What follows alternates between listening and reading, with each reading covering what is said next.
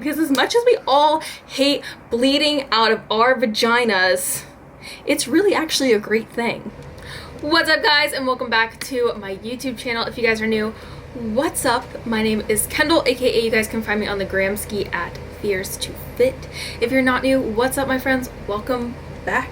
So hi, it's been a hot second since I made a video, and this one's actually a little bit different. It's super rare that I do sit down talks with you guys, and I wanted to do one today because I think that this is something that's really important that I actually haven't shared with you guys. So I plan on doing more videos for y'all, so please just let me know down below. That's honestly my biggest probably like reason I don't make a lot of YouTube videos, is I'm like, I don't want to keep doing full days of eating. What do they want to see? So let me know what y'all want to see. But today what I'm going to talk to you guys about a little bit is how I lost my period, why I lost my period, all about when I lost my period, and how I restored it. So first thing I want to just say is disclaimer, I am not a doctor, I am not an OBGYN, I am not a dietitian, I am simply just a health coach. I also went through an eating disorder for about 2.5 years when I was age 15 to 17. So I am just sharing my experience with you guys, just letting you guys know a little bit about, obviously what I know about hypothalamic amenorrhea. And then also, as a health coach, just kind of what I sometimes work with my girls, as well as what I just did for myself to regain my period. So, small disclaimer. Let's get into it. When I was 15 years old, I started running cross country, and I was like obsessed with track running. I also kind of fell into the stigma with social media where I started to watch like bodybuilder competitors, and I started to see like they were like a few weeks out from the stage and they were eating really minimal, and I was like, okay, I kind of want to look like that. They have lots of muscle, but they're super lean. Well, I didn't realize they had gone through a phase where they had grown for a long time, and I also didn't really realize that, I give a lot of props to competitors, but what they do is essentially not the best for your body. So I started eating a really small amount of food, and I started running like anywhere from probably like 15 to 25 miles a week with my cross country team, probably even more than that. And I was weight training on the side. So basically for myself, I got myself so deep into a hole that I actually developed an eating disorder, and I also developed hypothalamic amenorrhea, which I'm going to call HA for the rest of this video because it is a mouthful. And so I was diagnosed with anorexia nervosa. I was also diagnosed with secondary HA. Okay, so let's get into it. So HA basically is defined as the loss of a period. There are two different kinds of HA. There's primary, which means you never really got your period, and that's usually some underlying causes, could be endo, anything else that could really be going on with your body. And then I had what's called secondary hypothalamic amenorrhea, and this basically means that you've gotten your period at some point but you lose it. There's a few different factors that can cause this, and that's what I'm going to talk to you guys a little bit about today. For me personally, it was just excessive stress on my body in general, over exercise, and under eating. So secondary amenorrhea can be caused by eating disorders, high stress, over exercise, and under eating. There are like certain cases where secondary amenorrhea is like normal, for example, menopause and pregnancy, right? So those are two things that, are pretty typical for amenorrhea or loss of a period, okay? So for me personally, or just to kind of, I guess, explain what HA is first of all. So what really happens with your body is the hypothalamus is responsible for stimulating the pituitary gland, which then stimulates the ovaries with, the sex hormones that help produce your period, progesterone, estrogen, etc. That's a whole nother video in itself. But realistically, what happens is if you do have a lot of stress on the body, right, your body, or you're under eating, over exercising, which essentially contribute to high stress on the body, your body kind of goes into like a fight or flight mode where it's going to shut off everything that it can to just help you live and function. And unfortunately for women, loss of a period is like one of the first things to go. And so for me, it was pretty bad. I lost my period for like 2.5 years, and like 15-year-old Ken was just like, fuck that, I don't care, I don't want to have babies. Back then I didn't want to have kids, so I was like, oh, I don't care, I don't want kids in the future anyway. And I was like so happy that I didn't have my period.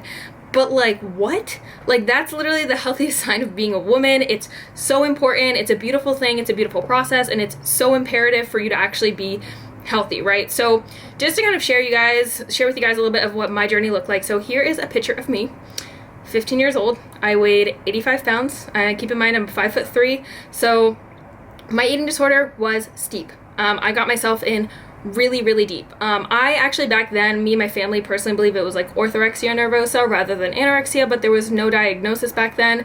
I did eat throughout the day, but I was basically having like obsessive compulsive disorder towards clean eating. I don't know if that's like the proper term to call it. I'm not going to coin myself like a doctor here, giving myself or diagnosing myself, but I did eat during the day. I probably ate anywhere from like 600 to like 900 calories, and yes, I know, that's so sad. It's so small. I literally eat like 4 times, probably 5 times the amount of that now. But I basically starved myself every single day. I was running a shit ton. I was weight training. I was doing sit-ups like in between my day just to like, you know, I really just became obsessed with exercise and obsessed with clean eating. If I ate too much one day, it meant I was going for, you know, an extra 5-mile run. So that's what was kind of going on in my head. If you ask me, you know, what caused that for me, I honestly still to this day think to myself, I really don't know. I just really wanted to have like the perfect shape, perfect body. I kind of let my fitness like identify me. So I essentially just was known as like the fit chick. So I just kind of took it, you know, took the pendulum, swung it too far one way, and that's how I got so deep into my eating disorder, which of course caused my hypothalamic amenorrhea. So as far as it goes with kind of what I did to try and focus on getting my period back was, luckily for myself, I was never put on hormonal birth control, which again, that's a whole nother video in and itself as well.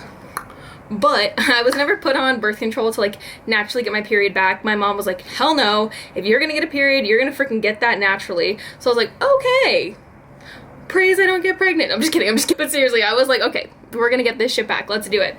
So it was really, really tough for me because a lot was going on in my life. I was in my sophomore year of high school, so I was like taking a bunch of AP classes. I was super stressed with school. I was on the fitness coaching team.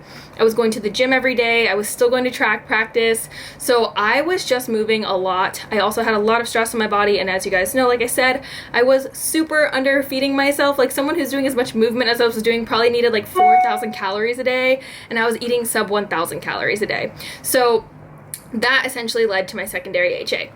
Now, what did I do to get my shit back? Okay, first off, let me just tell you, it was a complete 180 mindset shift for me. I knew that, you know, one day if I did not get my period back, like what's next, right? I actually started losing my hair.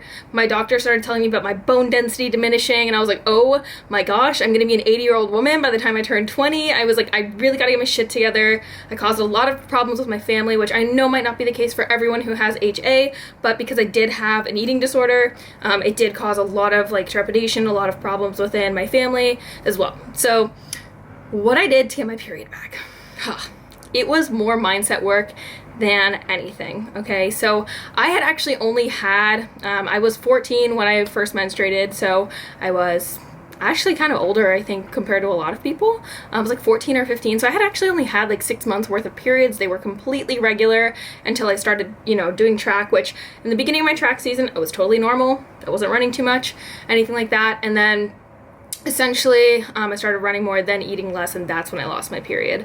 So I basically got reported at my school for my eating disorder, and my parents kind of took it into their own hands. Were like, we're gonna get your shit together, and I was like, it's not that easy to just get my shit together. So it was so hard for me, but essentially I did have to stop exercising, which I'm not saying if you have HA you have to completely stop exercising, but you do want to lower the intensity of your training. So if you're doing HIIT workouts like, you know, BBG, high intensity interval training, F45, like anything like that, where it's just a lot of high intensity, lots of jumping, lots of calorie burn, lots of stress on the body, or even if you are lifting super, super heavy, constantly taxing your central nervous system, you're gonna want to consider actually, you know, breaking down as far as it goes with you know, what you're actually doing exercise-wise. We're just breaking it down a little bit, not doing as much, you know, maybe doing some hypertrophy work where it's a little bit lighter on the weights. Maybe you're only training like 3 days a week and just making sure you're fully resting and recovering your body. I know it's really, really hard to rest, but essentially you need to reduce the stress on your body, okay? And then of course, stress in general, so whether it's relationships, whether it's school, whether it's work, you really have to become good at self-regulation. This is something I teach all of my clients on a one-on-one level, is that self-regularity is so important. Honestly, as woo-woo as this shit sounds, when you're really stressed, just take a deep breath. Your breath is the one thing that you have that can always center you. Another thing to kind of think of too is like, ask yourself in any situation, if you're in an argument or whatever is going on, you know, what can I do to just maybe step away for 30 minutes from this, come back, and then have a proper, mature conversation? Or, you know, if it is work, school, you're gonna have to focus on planning, preparation, scheduling things out. I use Google Calendar. It's my main bitch, and it helps me with literally everything. So just making sure you're planning and preparing for everything. And then last but not least is the food aspect. So this probably was one of the harder ones for me. So, you know, with when I was not training as much, right? I was like, well, then I gotta eat less. Well, no, it's actually the exact opposite. I was also training less, but I also needed to eat more. So it was a complete like mind F for me. I was like, there is no way I'm gonna be eating more food while I am like lowering my training, and my sedentariness was going up and I wasn't moving as much. And weight gain just has to happen for the most part when you are looking at HA. My weight restoration, so I actually was 108 pounds before I had my eating disorder. I was 15, so that's pretty average. I feel like it's a lot, like short. I'm short, 5 foot. I was like 5'2" at the time. So I was like 108 when I got down to 85 pounds. When I actually weight restored, I now comfortably sit at like 135. So like I didn't get my period back until I was 121 pounds. So I thought 108 was my weight restoration, and I was like there for like a solid 3 months. I'm like, why don't I have my period back? It depends on the person. It's super relative per person, but just because you hit weight restoration doesn't mean you're gonna get your period back. It means sometimes you have to push past what your weight restoration was so that your body can produce the hormones it needs to actually stimulate your period. So don't just think because you're weight restored you will get your period back. You do have to actually sometimes push further past, because when you grow up, when you get older, etc., your restored weight might actually be higher. Your set point weight, which that's a whole nother video again, might be higher as well. So just something for you to consider. Now, as far as it goes with eating more, for me, it was so hard. I had to just mentally kind of tell myself, you know what, if I just go through and embrace the suck of putting on a little bit of weight, I'm going to get back into the gym. I'm going to be able to train not as intensely because I didn't want to lose it again, but you know, I'm not going to be super intense with everything, you know, and it was really just a mindset shift because society wants us to eat less, and realistically, it's so cool to focus on increasing your metabolism, increasing your intake. Your body will adapt, it will adjust. Hunger cues came back for me as soon as I started eating more. So it was really a tough situation for me. There was a lot of, you know, force coming from everywhere, a lot of pressure from my family, my parents, the doctors, my school. I wasn't able to like join the track team again until I actually like started gaining weight, and I actually ended up not even wanting to go back because after I got my period back, I was like, F this, I'm not doing anything to lose my period. I was actually scared to lose my period again, which is kind of funny. And then realistically, I got my period back for like a solid year. I had it like every single month for the year, and then I started competing when I was 18 years old, and I lost it again due to the over-exercise of prep, or not the over-exercise, the under-eating kind of prep and the weight loss of prep, and I didn't have it the whole time I was competing. After that, I gave up competing. I knew I just wanted to restore my hormones. I wanted to be healthy. I wanted to have a natural period. And now I met the love of my life, and I eventually one day want to have babies, and I'm like, okay, like I need to obviously get my shit together, because as much as like 15-year-old Ken said that she didn't want to have kids, she didn't give a fuck about having her period, 22-year-old Ken cares. So I'm really grateful that like the younger version of myself was open to like growing and restoring my period, because as much as we all hate bleeding out of our vaginas, it's really actually a great thing. So Ladies, if you're struggling with HA, please go see a doctor. Please do not just confide in me. You know, I'm always open to talk about my experience with you. I'm always open to giving you tips. But realistically, when it comes down to it, you need to consult with a doctor. What I also want to do is just kind of really quickly, before I forget, jump into some of the foods that were really imperative for me to eat more of. So I actually focused on a lot of whole foods, but I also included like a lot of fun foods in my diet too, because I knew for myself when I started eating more, I didn't really want to be eating like a lot of food. So I was like, if I'm gonna enjoy myself, I'm gonna have some fun foods. But some things that really do help are like omegas, really healthy fats. I actually brought my fat intake up by like double the amount that I was eating. So I was eating like close to like 80 to 100 grams of fat a day just to restore my period, because fats essentially are amazing for hormonal health, of course, also just for in general like your health, you know, hair, skin, nails. Now I eat lots of fats throughout the day, and I actually still get a regular period. I do have an IUD, but I still get a regular period every single month, which is so dope. I just have to sometimes make sure that I don't train too hard. If I do, I have noticed like there's spotting early, things like that, so I keep myself on a 4-day training split. I eat roughly 2,200 to like 2,500 calories a day, and yeah, your girl's healthy. So I appreciate you guys watching this video. I hope it was helpful. Again, just a disclaimer, I'm not a dietitian, OBGYN. I'm simply just here to help educate you guys. So I appreciate you, and if you guys have any requests for videos, let me know. If you like this, give it a thumbs up, and I will see you guys in the next one.